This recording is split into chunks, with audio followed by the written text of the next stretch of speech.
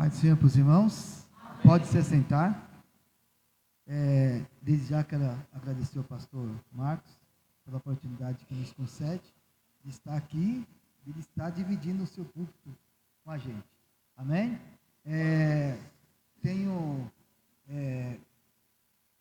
Quando eu cheguei aqui, na verdade, eu vim mesmo para o culto, pastor, porque o meu celular está quebrado. O homem é assim, né?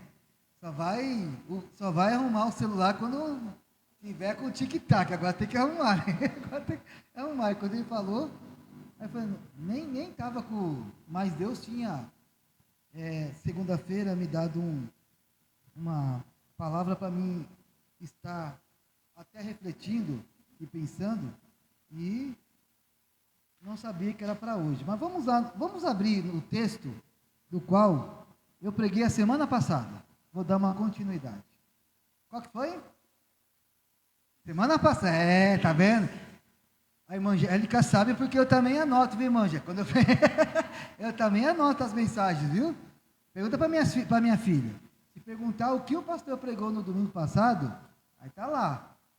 Algumas coisas que Deus fala. Deus está falando uma coisa, falou uma coisa com ele. À medida que eu anoto, Deus está falando outra coisa comigo. Então, e aí eu até ensinei as minhas filhas a fazer isso, anotar também, que isso é muito importante também, né? Para a gente estar meditando e refletindo. Segundo Reis 4, e eu quero lá, só pegar o versículo de número 1, que diz assim: Ora, uma dentre as mulheres dos filhos dos profetas clamou Eliseu, dizendo: Meu marido, teu servo, morreu, e tu sabes que o teu servo temia ao Senhor. Agora acaba de chegar o credor para levar-me os meus 2 filhos para serem escravos. O que eu queria propor nessa noite é temor e escravidão. Temor e escravidão. Quando eu estava, essa semana, até no meu trabalho, assim, lá, e de repente, Deus começou ainda a falar o meu coração. Então, essa questão de eu estar pregando de novo no texto, isso daí eu fazia quando eu estava também pastoreando. Na verdade, porque eu entendia que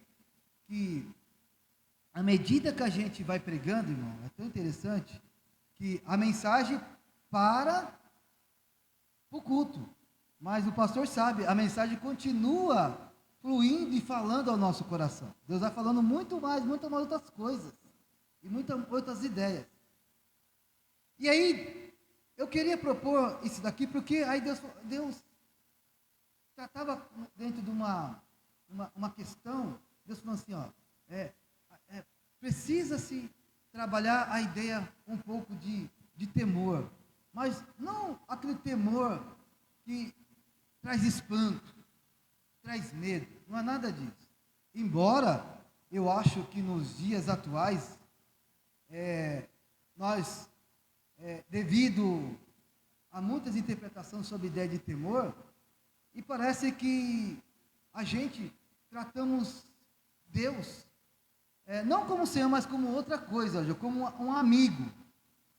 A gente pode tratar Deus como um amigo, mas não naquela ideia de amigo, de aceitar as nossas presepadas, muitas vezes. Não é isso? Então, porque às vezes as pessoas querem usar Deus como amigo, mas dentro das suas presepadas. Deus sabe que eu sou assim mesmo, e Deus sabe que eu ajo desse jeito mesmo, e pronto, acabou, e continua dentro dessa questão. E aí a primeira coisa que eu queria propor para vocês é a questão de temor não é moeda de troca. Temor não é moeda de troca. Por que temor não é moeda de troca? Porque também nós fomos bombardeados, depois dos anos 80 mais ou menos, por uma teologia ou por uma denominação, que eu não vou falar o nome, porque a ideia não é expor, que colocava uma ideia de que a gente tinha o direito de chegar e meter o dedo vamos colocar assim, se Deus como se Deus tivesse cara, meter o dedo na cara de Deus e dizer assim, ó, eu temo ao Senhor e eu não aceito passar por isso. Não era mais ou menos isso? Era mais ou menos isso. Então, e o que aconteceu? E isso se proliferou, se estendeu. Eu nunca imaginei que isso ia se chegar dentro dos púlpitos pentecostais, e chegaram. Dentro das nossas denominações, e chegaram. A ponto das pessoas acharem que o fato de temer a Deus, entendeu? É garantia de que nada se deve acontecer na vida, como foi falado aqui também, nosso irmão Ronaldo falou aqui. Mas nós vemos que, embora o homem temendo tudo isso, o que vem? Vem o problema. Embora temendo, acontece a morte, não é isso? Acontece a morte. E aí eu fico pensando o seguinte: por que o temor não é moeda de troca? Porque não é uma ideia da gente fazer uma troca de mercadoria com Deus. Porque o temor, na verdade, ele deve ser uma essência de quem anda com Deus. É uma essência. Quem teme a Deus, tem que temer a Deus mesmo, independente da situação. Então, não chegar e falar assim, ah, Deus, eu te temo e eu não aceito isso, eu não concordo com isso, isso não deve chegar na minha casa, isso não deve acontecer na minha casa. Quem te disse isso? Quem falou isso para nós? A gente vai se alimentando de tantas coisas, que a gente não vai olhando para a palavra de Deus, e aí a gente vai aceitando isso. E aí a gente vai usando isso como moeda de troca diante de Deus. E não é moeda de troca. Temor é estilo de vida de quem ama a Deus. Se eu amo a Deus, se você ama a Deus, é o estilo de vida que nós devemos andar. Devemos viver. Devemos conter. E devemos estar.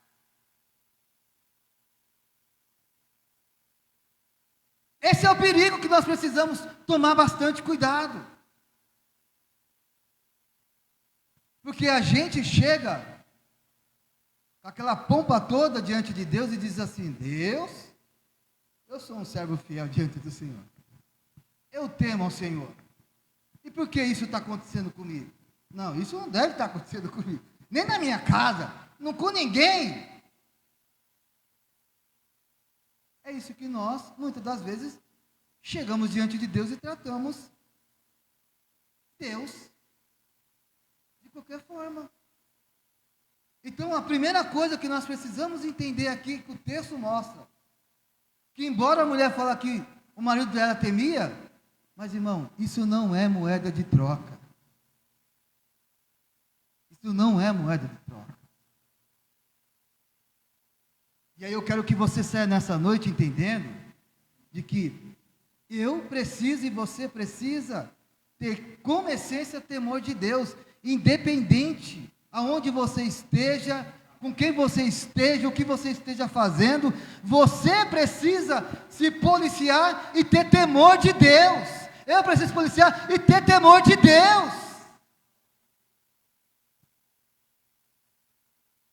Porque a maior dificuldade que nós temos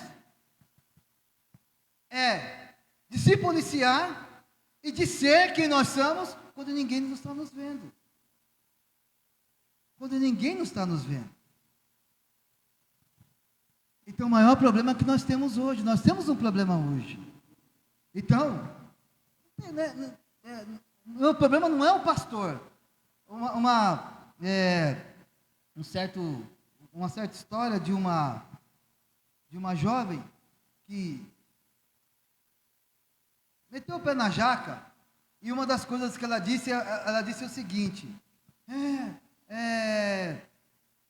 e agora, o nome do meu pai vai para a lama, mas quando ela foi fazer a coisa que ela foi fazer, ela não temeu a Deus, ela ficou preocupada com o nome do pai, com o nome da família, e não a questão de que, entendendo? Da responsabilidade do que ela carrega, do que ela é e de quem ela é em Deus, e ela é em Cristo. E é isso que nós precisamos entender.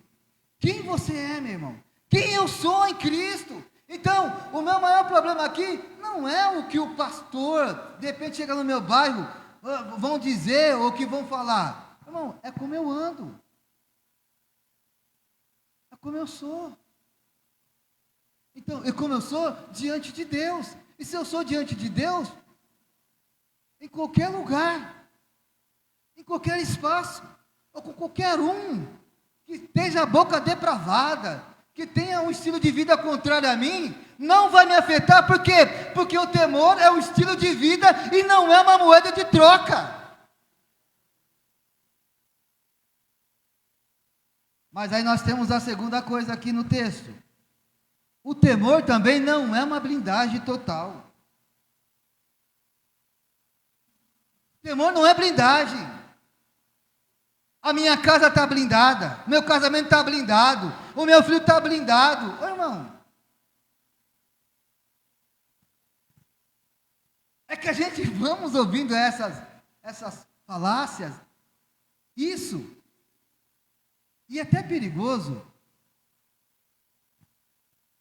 para alguns cristãos, porque tem muitas pessoas que levam isso a ferro e fogo, e quando começa a entrar numa crise profunda, a primeira coisa que ele vai fazer é culpar a igreja, culpar o pastor, culpar os irmãos.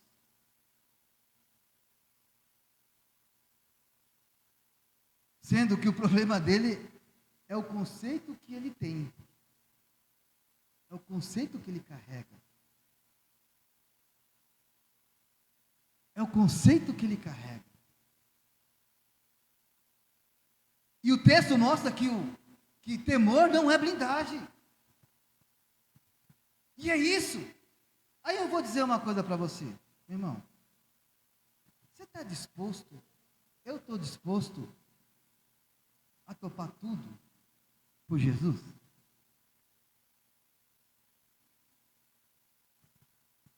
Eu estou disposto? Você está disposto a topar tudo por Jesus?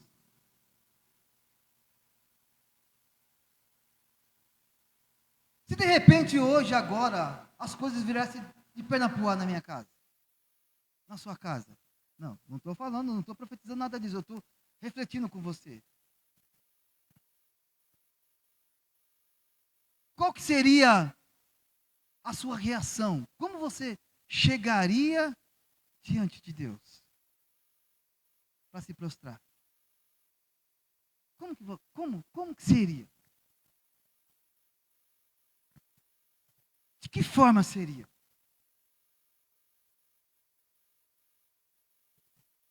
Uma das coisas que eu acho que algumas pessoas,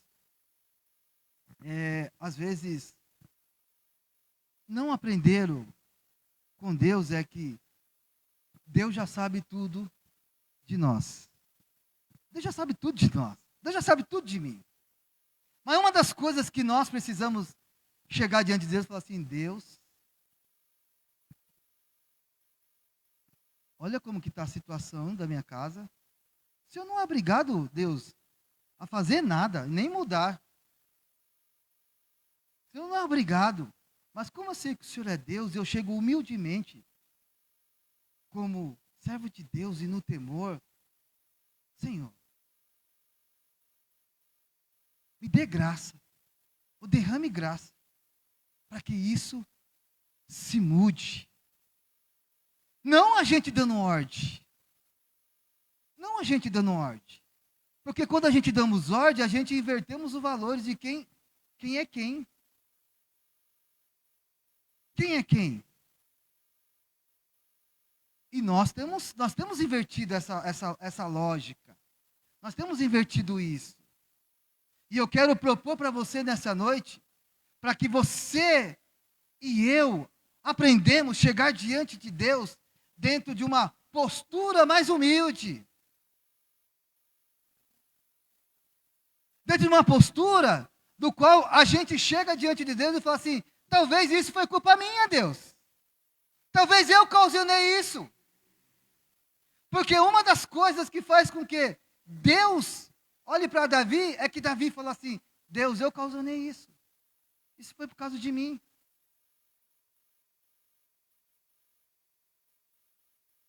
E é isso que nós precisamos chegar. E sabe o que é interessante? Tem hora que eu falo, quando a minha filha chega diante de mim e fala assim: ô pai, faz isso. Aí eu falo assim: você merece? Ela fala assim: eu não mereço, Thalita. Não mereço. Eu falei: tá, agora eu vou te dar, porque você falou que você não merece.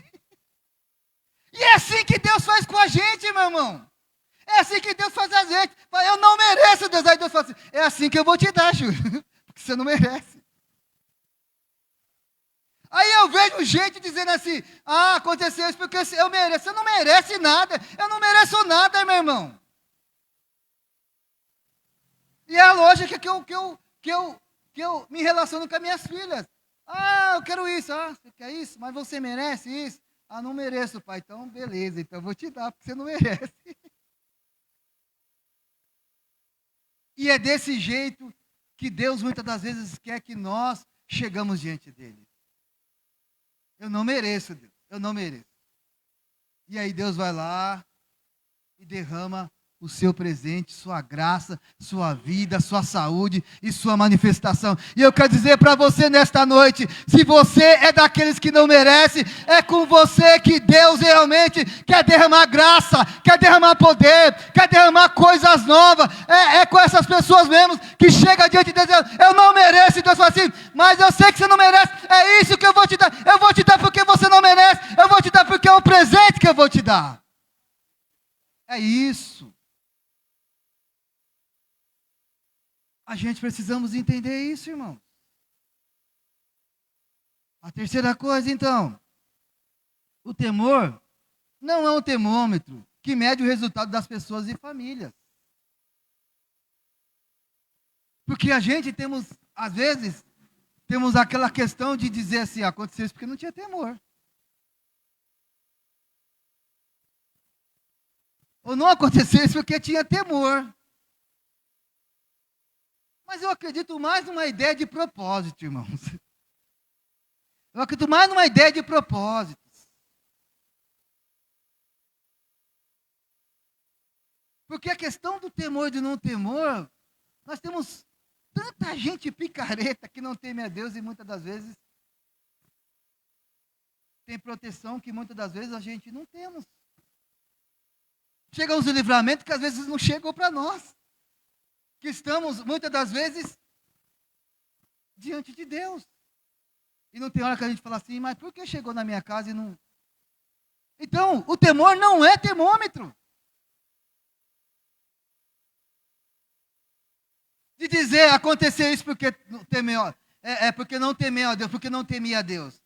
Eu chego a dizer que nós estamos vivendo a vida. E a vida não é para amadores, como o pastor também já falou aqui. A vida não é para amadores. E a vida, ela sempre tem sua peça e suas surpresas.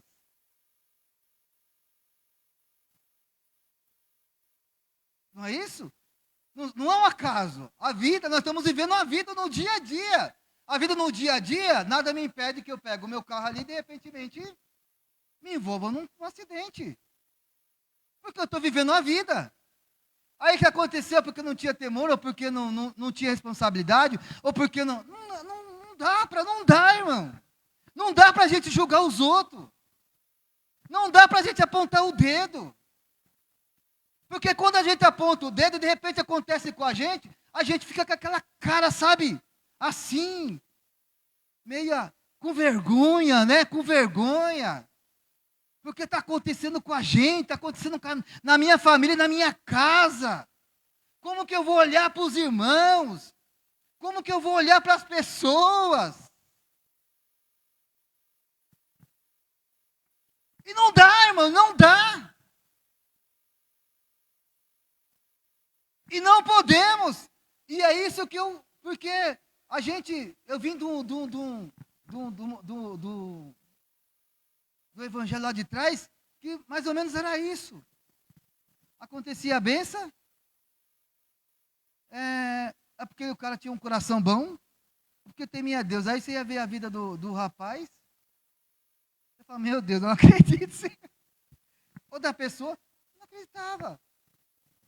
E aí gerava angústia, aflição, tristeza. E eu vou dizer uma coisa para você, irmão. Vou confessar aqui, que nem o pastor Jeremias dizia, vou abrir o confessionário aqui. No dia que eu estava passando uma luta tremenda, que eu era presbítero na época, da Assembleia de Deus, desempregado, há 1 ano e meio, e de repente alguém vai lá e testemunha, pastor, que Deus abriu 7 portas para ele. Aí eu disse assim, meu Deus, 7 portas para ele, nenhuma para mim. Imagina como eu saí daquele culto. Eu saí atribulado, irmão, saí atribulado, é sério. Eu saí atribulado. Eu saí atribulado assim, saí com um monte de crítica, com um monte de coisa assim. Falei, meu Deus. E ainda ele contando assim, graças a bênção, o testemunho, dizendo assim, ó, e eu pude escolher. Eu falei, meu Deus. E eu queria, e eu pude escolher, irmão. Eu escolhi da minha forma e do meu jeito.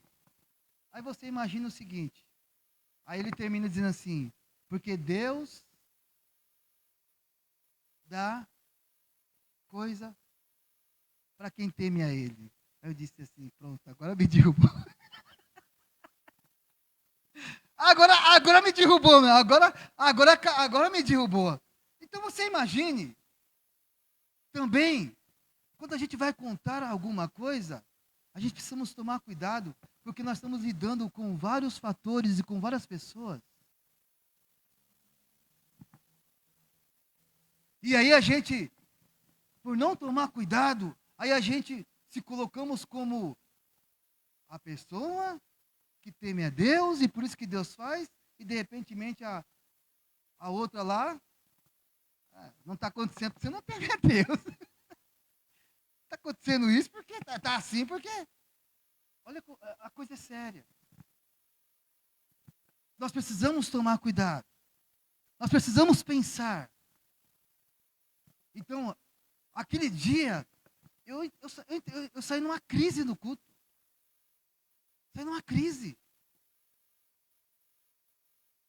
Então, e dali por diante, eu comecei a refletir em certas coisas que muitas das vezes a gente dizemos e falamos.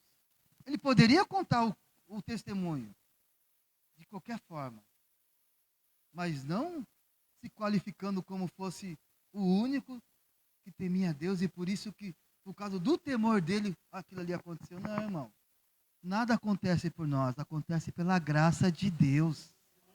Graça de Deus, irmão. É graça de Deus. A gente tem que parar com isso, é graça de Deus.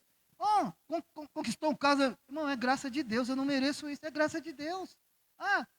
Conseguiu, né? Foi, se formou e pegou o Corinthians. É graça de Deus, irmão, independente.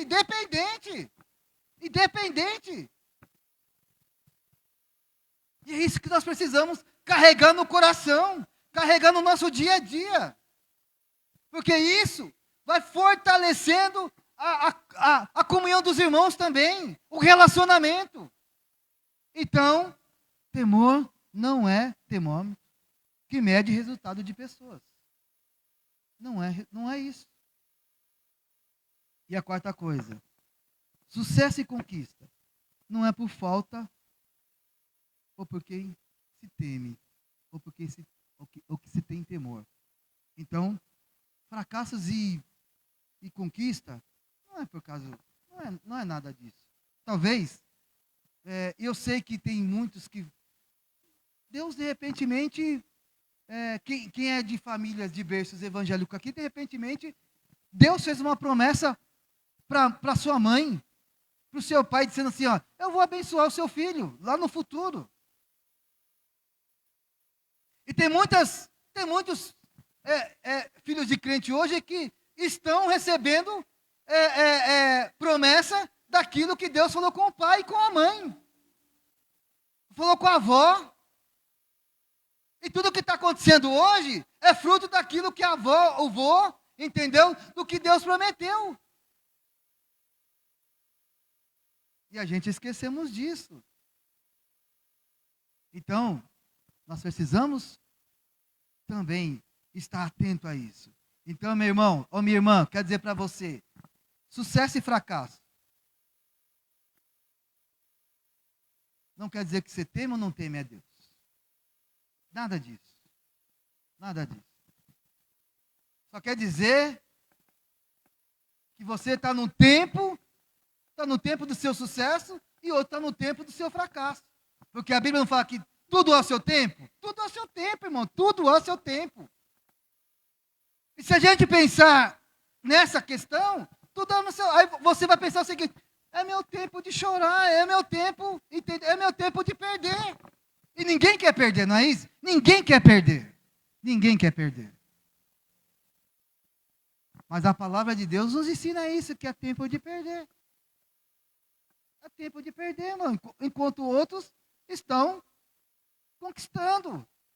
Mas eu quero dizer para você nesta noite, meu irmão, minha irmã, o seu tempo irá chegar também. A sua hora irá chegar também. Não te preocupe. Passa isso, sabe? Com resistência, com graça de Deus. Porque o seu tempo vai chegar também. A sua hora vai chegar também. Só tenha resiliência nesse momento. Mas vai chegar. Vai chegar. Não se preocupe com isso. Ori cantarabashuri cantarabás. E eu quero ministrar e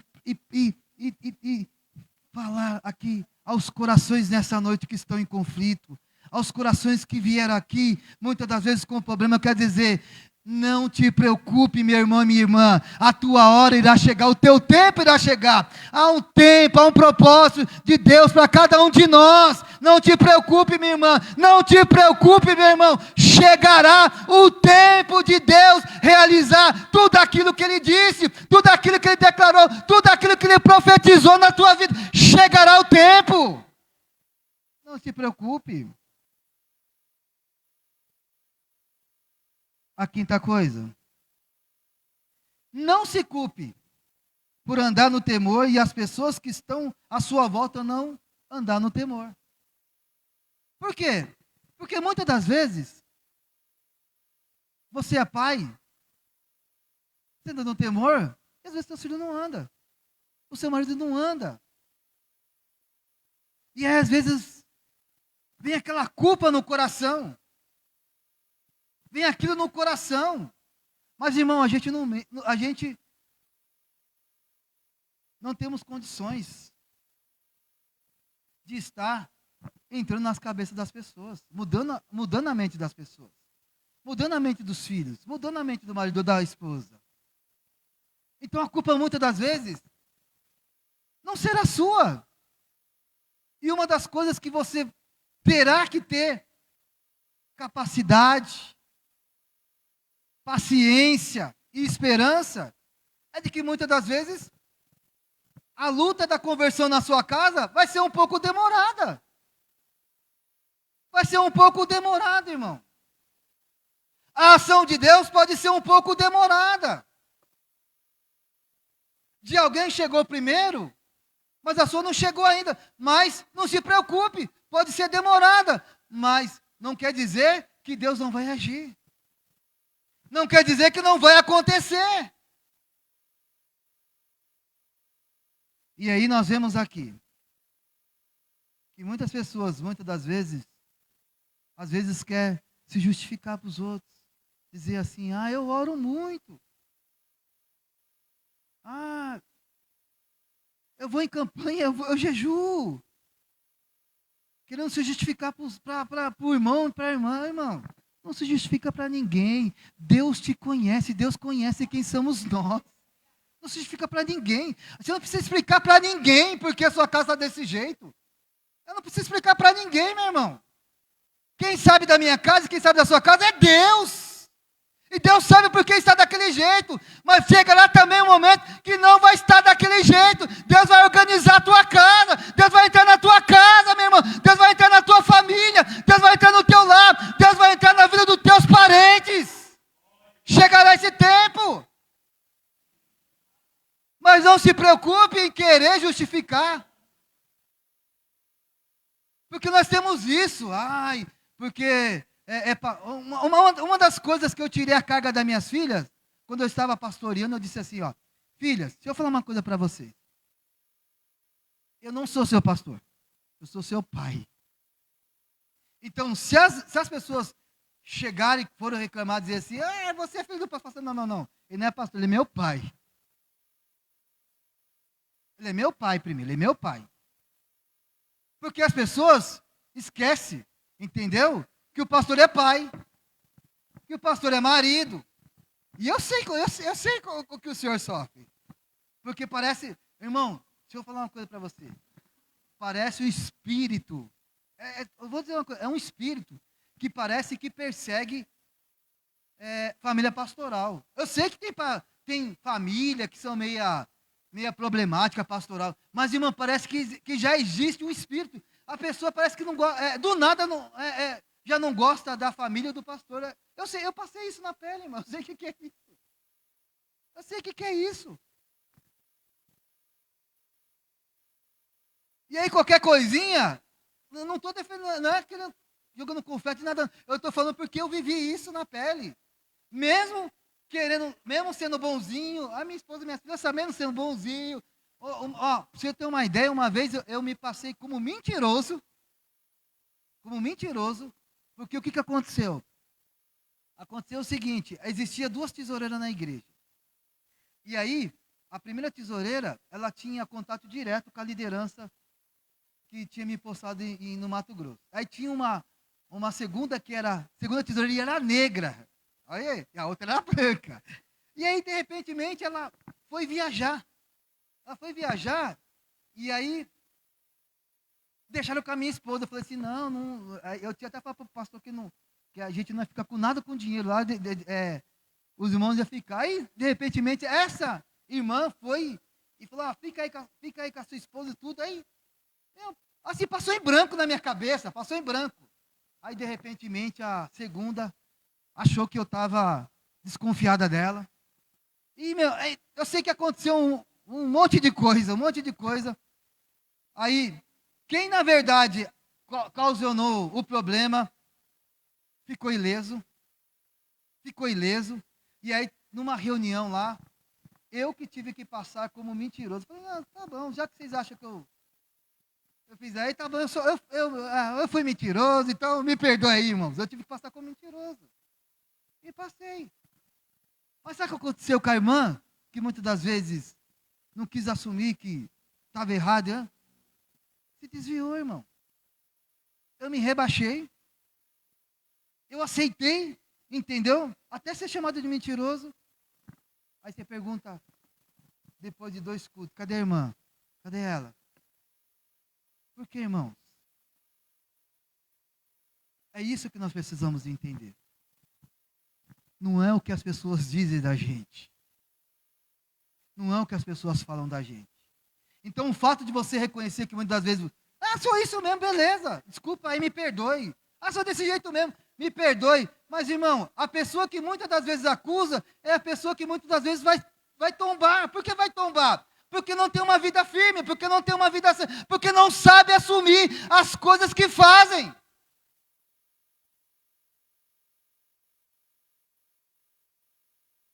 E eu quero dizer para você, então não culpe os outros por aquilo que você faz. Então a culpa não é do pastor, não é da irmã Angélica, não é do Isidoro, não é nada disso. A culpa é minha. Ou os irmãos estão usando aquela expressão do participa. A culpa é minha, eu coloco em quem eu quero. A culpa é minha e eu coloco em quem eu quero. Aí, irmão. Não devemos se culpar por algumas coisas. Por pessoas que muitas das vezes não ficam firmes, não se fortalecem. Mas eu vou dizer uma coisa para você, irmão. Você conhece você. Você sabe por que você está desse jeito. A gente sabemos por que nós estamos do jeito que estamos. Só que a gente queremos um pezinho e queremos achar um culpado para a gente, muitas das vezes, justificar, ter argumento para fazer o que nós queremos fazer. E Deus fala assim: Júlio, não. A culpa não é do Isidoro. A culpa não é do Márcio. Você está caído e você não percebe. Você está caído dentro de você. Você está caído e você não percebe. E é isso que nós precisamos chegar diante de Deus e dizer: Deus, a culpa não é de fulano. A culpa não é de ciclano. A culpa é minha. Por muitas das vezes, talvez, não dar ouvido naquilo que tem sido pregado. Tem sido me ensinado. Talvez eu não tenha levado a sério. Talvez eu não levei a sério. Talvez eu ignorei. Porque a gente, muitas das vezes, ignoramos algumas coisas. Ignoramos. E sabe uma das coisas que Deus é tremendo, irmão? É que você pensa que Deus vai vir com uma marreta para te arrebentar e Deus fala assim, ó: mesmo sabendo o que você fez, eu te amo. E eu vou te levantar e eu te revigoro nessa noite. Eu te dou vigor nessa noite. Olha como Deus é maravilhoso. Olha como Deus é tão tremendo, irmão. Mas aí, não devemos se culpar por andar no temor e as outras pessoas não andarem. Então, minha irmã, mãe, não se culpe. Não se culpe por causa do seu filho, da sua filha. Não se culpe. Ô irmão, não se culpe por causa da sua esposa. Ô minha irmã, não se culpe por causa do seu esposo. Não se culpe. Porque nós não podemos mudar as coisas. Nós não temos poder de mudar as coisas. Nós só temos o poder de orar perante Deus e aguardar o que Deus irá fazer. Só isso que nós devemos fazer. E aí eu quero terminar. Nós somos movidos pelo temor ou pela escravidão? O que nos move? O que nos faz se movimentar? Porque o movimento aqui no texto diz: a escravidão estava batendo a porta. E eu quero dizer para você aqui nessa noite, minha irmã e meu irmão, se você entrou aqui debaixo de escravidão, hoje é a noite de Deus libertar. Hoje é noite de Deus soltar pessoas nesta noite. Você sairá livre na alma, no espírito, diante do Espírito Santo e da palavra de Deus nesta noite. Seja nessa noite livre no poder de Deus, no poder da palavra de Deus, porque Deus quer te libertar da escravidão, muitas das vezes, que você tem vivido, do pensamento, das emoções, daquilo que muitas das vezes tem travado você. Hoje é a noite de Deus quebrar algemas, correntes nesta noite. Seja quebrado algemas e correntes da tua família, do teu lar, do teu casamento, do teu filho, da tua filha, do teu esposo e da tua esposa. Seja quebrado em nome de Jesus. Seja quebrado em nome de Jesus. Hoje é noite de Deus dar livramento de escravidão aqui para famílias, para lares desta noite. Hoje é noite de você sair desta noite saltitando, dizendo: Deus me deu nesta noite um grande livramento. Deus me deu nesta noite uma grande vitória sobre os inimigos que queriam escravizar minha família. Hoje é noite. Saia daqui nessa noite, minha irmã.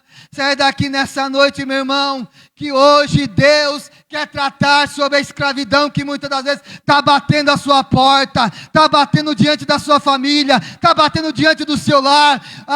O inimigo e as pessoas não te levará cativo nesta noite. Deus não deixará que você, sua família e seu lar seja levado cativo nesta noite. Deus não deixará.